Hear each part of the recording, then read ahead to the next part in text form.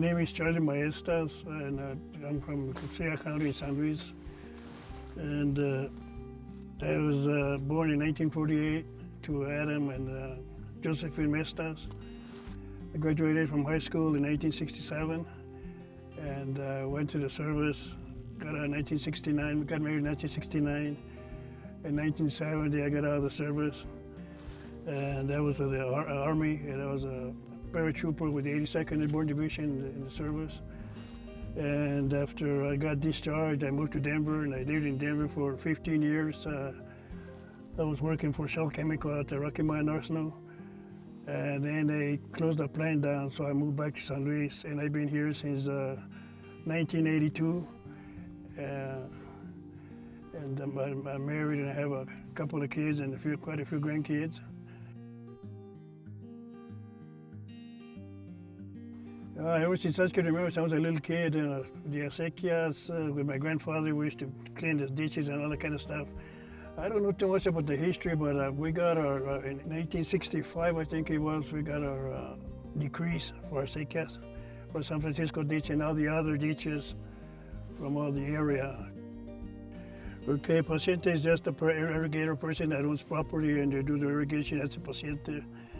And a mordomo is a person, is a water steward. That one takes care of our water and decides, sets the water for the people. Say, for example, he'll set it on number 1, and then we go in a sequence from the bottom on down, and everybody knows, like me, when I get the water for one day, then the neighbor knows who's going to get it the next day. So that's the way we work it over here. But the mordomo takes care of that, make sure that everybody gets their water. Well, I was one of the original founders of the Acequia Association. I think it was in 2000. And I've been on the board since then, and also the Secretary Treasurer off and on. And right now I'm a Secretary Treasurer for the Acequia Association. And one of my goals when I first started the Acequia Association was to get bylaws for all the acequias, and also to protect our water from being sold separately from the land.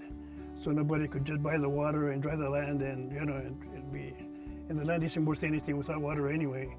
So that's one of my main objectives, is to protect the water. I've seen the difference in our climate here in the San Luis Valley, especially in this area here where it's been drier than normal. We don't get enough snow. I remember back in the 60s and 70s, even in the 80s, we used to get 2 or 3 feet of snow, snowbanks all over in this area. But I think in the last maybe 5-10 years, it's been going like less water and less water. We get our water from the mountain because we use flood irrigation, and we don't get enough snow up there. By June, we hardly have any water. So a lot of people have been losing not getting enough yield in the alfalfa fields or pastures. So a lot of people have been selling their cattle because they can't feed them because there's not enough hay. And then hay is too expensive to buy from somewhere else. So that's one of the things that I've noticed quite a bit. A lot of people are going through gated pipe because you can conserve more water and get more water in your field. This other way you lose a lot of water in your ditches. I got a shallow well, and for a lot of years it has water now. Sometimes it goes dry in the summer. And that's what I use to irrigate my greenhouse and my garden. And so like last year, I lost most of my vegetables because of my well went dry. Well, it makes me feel sad in a way that we don't get enough water, and our properties are drying up, and really, there's nothing really I can do about it. Conserve our water and cover crop in order to keep the moisture in the land. You hear a lot of different stories in the media. A lot of people believe in climate change, a lot of people don't. So I don't know, until everybody starts really thinking about climate change, I think something might be done. And right now, it's not enough being done about climate change.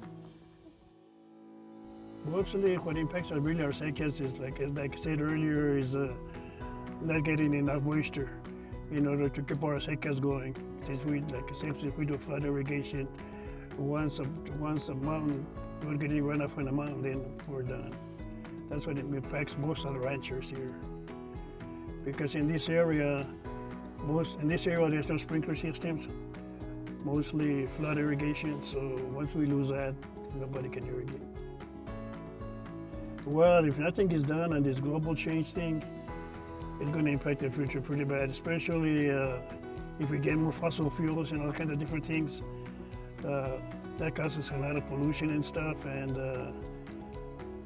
it causes climate change. What I'm hoping is that people will agree on climate change and try to do something to fix it, especially people that are higher ups, that can control all this pollution and stuff like the EPA, whatever.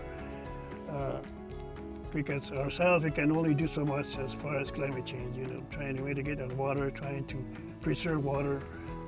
Maybe if people know more about what's going on with climate change in areas like this, they might do something about it.